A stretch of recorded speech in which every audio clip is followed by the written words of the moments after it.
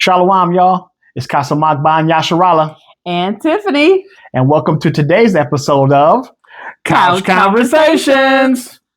In today's episode, we're going to tackle a little more serious subject, and that is finances. Is it better for a married couple to have all their money in one pot, or is his money, and her money, and they have their responsibilities and delegations to go from there? What say you? So definitely in my first marriage, it was, we are one, we have one pot of money, but we had our separate account for things that we had our own little expenses. So you kind of did both. We did. We had one joint account where both of our paychecks, everything went into that. But from each, we had an allotment that went to like $50 a paycheck would go to that account. And that money, you're not accountable for. Oh, okay. But so coming into our marriage, I was ready for the same thing. And really was like, I don't think this having two separate account things is going to work. You let the cat out of the bag. I did. I sure did.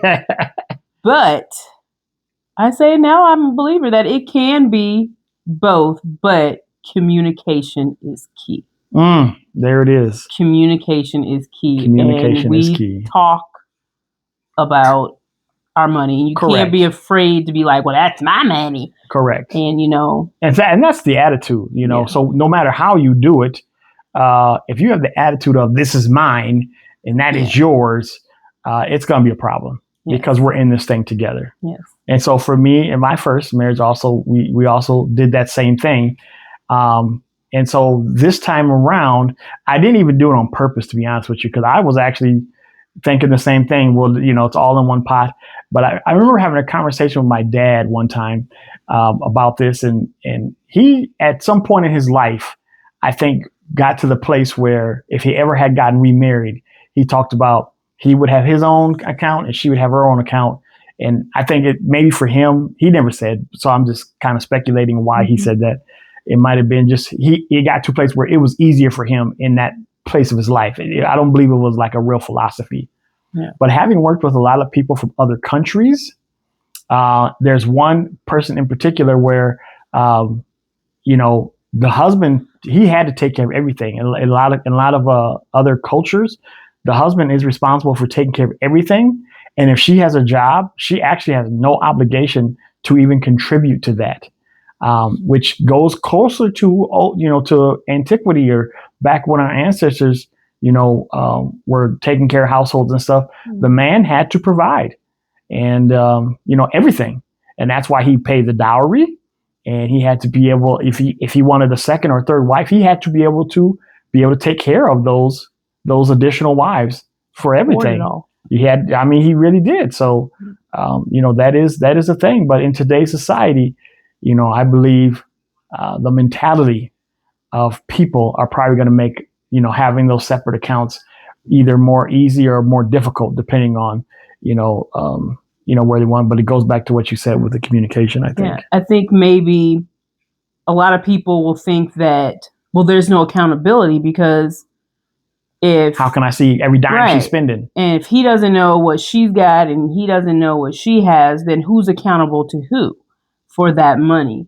And I think that's where the communication has to come in. And you have to come in with that mindset of we are one. And even though our bank accounts are separate, you're still accountable to your money.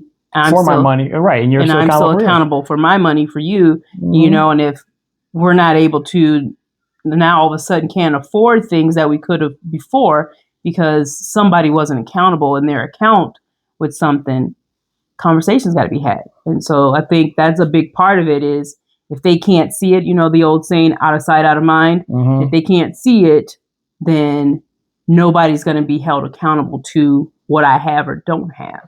But it's always going to come to the light. So if you're making bad decisions in the beginning, you might be getting away with it, but it's going to come to the light. And if you're making good decisions, that'll come to the light as well, because as time goes on, you'll reap the rewards or the penalties for bad decision making. My bad decision making is Timu and Oh my goodness. vacations. Oh my goodness. Now I don't mind the vacations because I get to partake in that too. But that Tumu. No, I'm just messing. We all have our thing. We all have things we like to spend money on. And so yeah, I just try to be real about it and say, hey, I'm gonna take care of my bills, my responsibilities, absolutely. And there's gonna be some what I call trick off money. Like every person has something they want to spend money, they like to spend money on for the most part. It's called priorities. And if as long as you can be disciplined and have your priorities correct, then there is no issue either way. But what way works for you? What way works for you? What say you in the comments? What do you think? Do you think there would be too much of an issue? Is it a trust issue when it comes to separate accounts? Maybe it's a control thing for some. Ooh. You never know. Ooh. You never know. Yeah, ooh, that's a good point. I'll tell you what. So far it's been working for us. Mm-hmm. It's because again we do communicate, and I'm not afraid to say, hey, I'm broke. I got nothing left. I paid the bills and I got nothing. And then that's when she says, I got you, baby. I say, I be sugar mama. Yeah, that's what she say. What say you in the comment section? Give us your thoughts, y'all. And we'll catch you next time on Couch Conversations. Yeah! You thought I wasn't going to do it, didn't you? Yeah, I did. Yeah, I am. Every time. It's my sign because it was a little more serious conversation, so it didn't feel like it should go there. But you know what? Yeah. Yeah. You said couch potatoes? Yes.